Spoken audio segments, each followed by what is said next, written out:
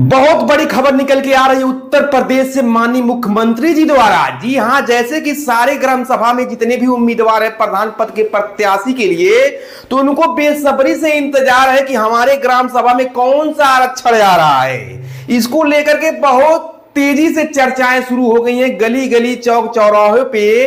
तो अब आप लोगों को इंतजार की घड़ी जो है वो खत्म हो गई है, क्योंकि माननीय मुख्यमंत्री जी द्वारा एक आदेश दिया गया है कि जैसे कि आपको पता होगा कि उत्तर प्रदेश में 75 जिले हैं और उन 75 जिलों में इस बार वो क्रमवार तरीके से आरक्षण जारी कर रहे हैं। कि जैसे कि एग्जांपल के तौर पे मैं आप सभी लोगों को बता देता हूं कि उनके कहने का मतलब यह है कि अगर हमारे उत्तर प्रदेश में 75 जिले हैं तो 75 जिले में 10 जिले जो हैं वहां सामान्य हो जाएंगे और 25 जिले जो हैं ओबीसी हो जाएंगे।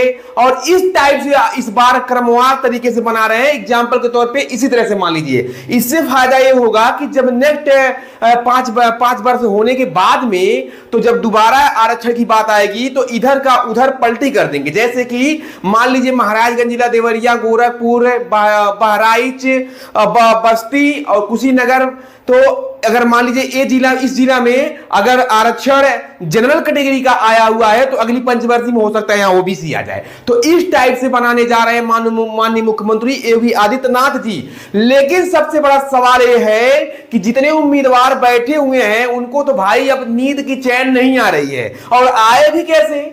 क्योंकि वो सोच रहे हैं कि हम अगर पब्लिक के बीच में जाएंगे अपने चुनाव को लेकर के और पब्लिक के बीच में अगर दौड़ेंगे तो हमारी जेब भी ढीली होने लगेगी। ये तो सही बात है कि जेब ढीला होने लगेगा, क्योंकि पब्लिक जो है चाहती है कि भाई प्रधान पद के उम्मीदवार हैं आप तो कुछ चाय पानी नाश्ता करवाते जाइए। और वहीं पे इस समय उम्मीदवार जो कैटेगरी में खड़े हुए हैं वो भी अब आजकल होशियार हो चुके हैं, होशियार हुए हैं, क्योंकि अगर पहले से मैदान में आते हैं तो उनकी जेब ढीली पड़ने लगेगी और बाद में पता चला कि आरक्षण जो है चेंज हो गया, तब तो बेचारे धरे के धरे रह जाएंगे। तो ऐसे में हम बता देना चाहते हैं कि जितने भी प्रधान पद के प्रत्याशी हैं उनसे बता देना चाहते हैं कि आप प्रलोभन देकर के किसी से वोट मत मांगिए और ना ही डिमांड करिए। जैसे कि आपको अगर टेंशन सता रहा है, आपको दिक्कत लग रहा है आरक्षण को लेकर के, तो आपको घबराने की जरूरत नहीं है। आप निस्वार्थ भाव से पब्लिक के बीच में मिलते रहिए और उम्मीद रहेगा कि अगर आपकी कैटेगरी का आरक्षण आ जाएगा तो आप प्रधानी पद के लिए दावेदारी कर सकते हैं। लेकिन जब क्षेत्र में आप भ्रमण किए रहेंगे तब तो, और अचानक से आरक्षण को देख करके आप प्रधानी पद के लिए अगर उम्मीदवार बन जाएंगे तो पब्लिक भी समझ जाएगी ये अचानक से कूदे हैं तो आपको वहां बेनिफिट मिलने वाला नहीं है।